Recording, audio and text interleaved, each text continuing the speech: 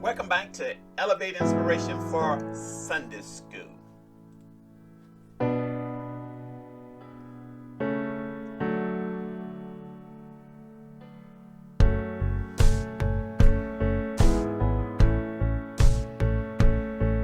Hey, we have a treat for you today. Actually, we're still within our love series, and we're going to be looking at love never fails.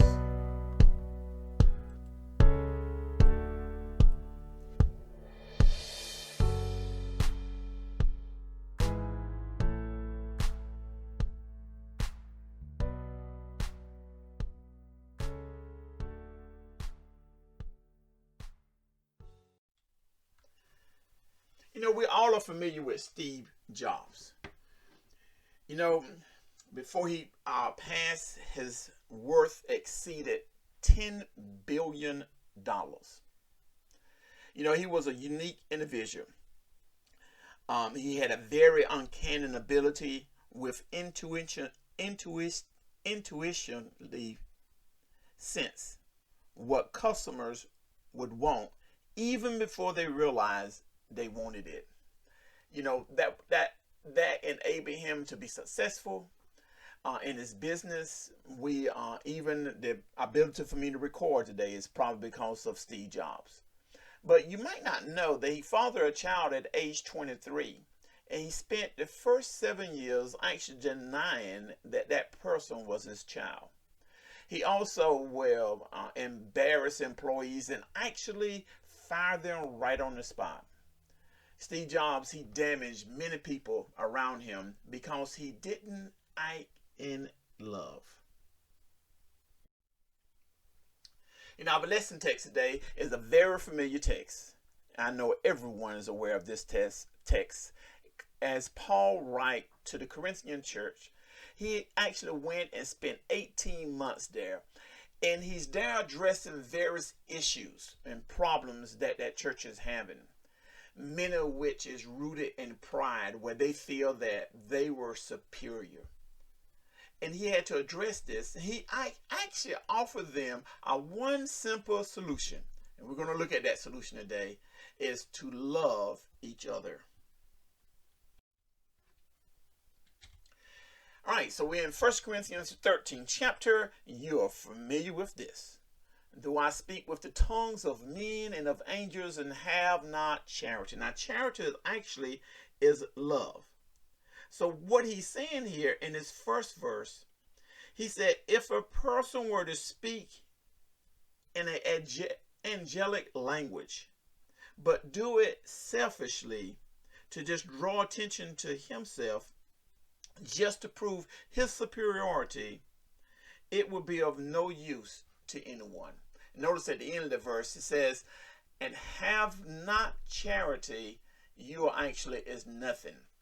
So if you have all these spiritual gifts, from playing music to prophesying to even telling, unfolding mysteries, unfolding knowledge, and you don't have love, you're nothing. He ends with, when sacrificing, says, although I bestow all my goods to feed the poor, and do I give my body to be burned, and I don't have love, it profits me nothing. So what it does, notice it says, charity suffereth long and is kind. So we see what love actually do. It is long lasting. It's kind. But it's not, it doesn't envieth, it doesn't vaunt itself, puff up, it doesn't seek its own, it's not selfish, it thinketh no evil, it doesn't rejoice in iniquity, but what it rejoices in is truth. Without exception, love will bear all things, believeth all things, hopeth all things, and endureth all things. So, as long love is last, notice the 8th verse. It says, charity never faileth. Where those things, such as prophesying and speaking in tongues, it will cease. Even knowledge will vanish away. Charity never faileth. And I want to focus on this last few verses here. I actually underlined some of these verses. I want you to look at, and I want to read it. It says, "For we know in part, and we prophesy in part, but when that which is perfect is come, then that which is in part shall be done away with." So if you think about this for just a few minutes, it says, and I highlight the word perfect, when that which is perfect will come. Perfect has a sense of maturity, liking nothing. As a rule, things that are likened becomes obsolete as soon as a full package becomes available.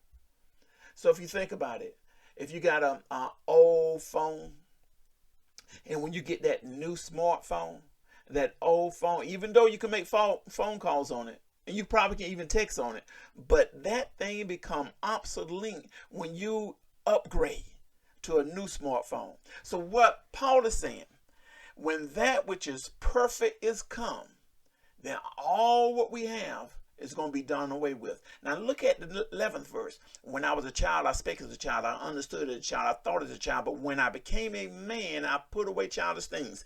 So he's doing a parallel there. He's telling you, just like a child, when that child grows up, the childish things that person did goes away. So you as an individual, because he goes and he focus your attention on the 12th verse. "For now we see through a glass."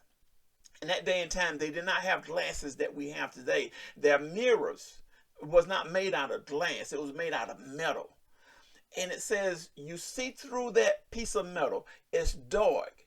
But when you come face to face, when you actually come face to face with that. Now that is interesting because, but if you got to look at the next verse actually says, "Now I know in part, and then shall I know, even as I am known." Now, when I come face to face, now it's been a lot of discussion and a lot of biblical scholars try to explain what is Paul referencing. I think my personal belief is that when I come to maturity, when I come and I am face to face with my Creator, I will not only know, I will understand everything that has happened to me on earth. Because if you notice, if you take that word "in Christ" and put it at the end of verse 12, I know in part, I only have a partial knowledge of things, but then shall I know, even also I am known in Christ. See, Christ knows everything about us. And that day is going to come when I'm going to know why I'm going through what I'm going through. I'm going to know why I was born to my parents, why I had to live in the town that I live in, why I had to suffer the things that I went through, because I'm going to have a full revelation of everything, and I'm going to see God's plan put in place. I'm going to see it. And in the 13th verse, he goes back and he reiterates, "And now by the faith, hope, charity." And these three, the greatest of these is charity. The greatest of these is love.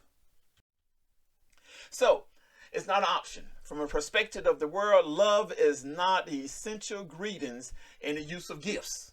That's from the world perspective. But from God's perspective, these efforts are of no value to the individual who exercises the gift without love.